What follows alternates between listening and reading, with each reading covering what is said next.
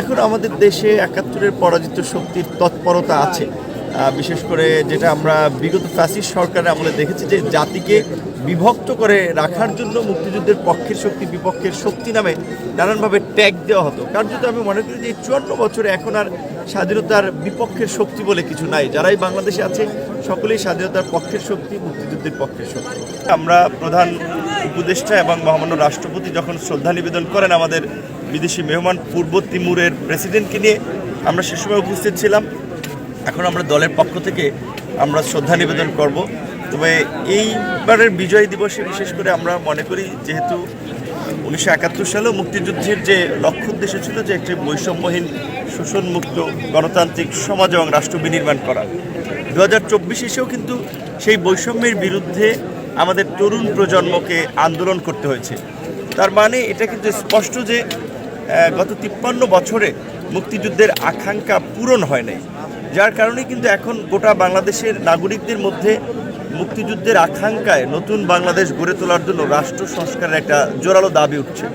অন্তর্বর্তীকালীন সরকার গঠিত হয়েছে, আশা করি তারা জন আকাঙ্ক্ষাকে প্রাধান্য দিয়ে রাষ্ট্র সংস্কার করে একটা গণতান্ত্রিক বাংলাদেশের পথে এগিয়ে যাবে। আপনি আশা করছেন, একটু থামা, আপনি আশা করছেন, কিন্তু গেল ৪ মাস বা ৪.৫ মাসে সে আশার প্রতিফলন কতটুকু দেখতে পাচ্ছেন আপনি?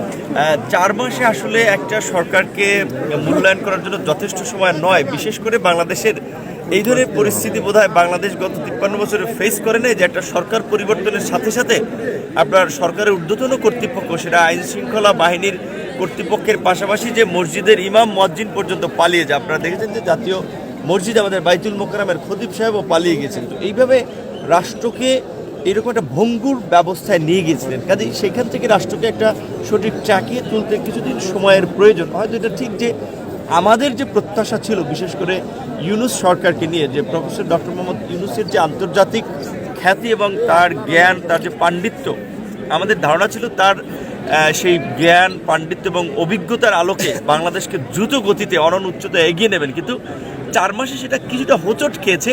কিন্তু আমরা হতাশ হতে চাই না, আমরা আশাহীন হতে চাই না, আমরা আশা রাখতে চাই। যেহেতু এই সরকারকে আমরা সকলে সমর্থন দিয়েছি এবং আমরা মনে করি যে বাংলাদেশের ৫৩ বছরে এই রকমের রাজনৈতিক কিন্তু ঐক্যমত তৈরি হয়নি, যেটা এই অন্তর্বর্তীকালীন সরকারের প্রশ্নে তৈরি হয়েছে। শেষ করতে চাই সেটি হচ্ছে যে ৭১ যে পরাজিত শক্তি, সেই শক্তির আমরা পুনর্বাসন দেখি। আপনি কি মনে করেন যে তাতে আমাদের মুক্তিযুদ্ধের চেতনা আজকের দিনে অন্তত হোঁচট খেলো? বাংলাদেশে যারা রাজনীতি করবে কিংবা বাংলাদেশে থাকবে তাদেরকে তো ৭১ মেনে এবং ৭১কে সম্মান করেই আমাদের এই অস্তিত্বের জায়গায় কোনোভাবেই তো আমরা কম্প্রোমাইজ করবো না। সেক্ষেত্রে আমি মনে করি না যে আজকের এই ৫৪ বছরেও এখন আমাদের দেশে ৭১-এর পরাজিত শক্তির তৎপরতা আছে।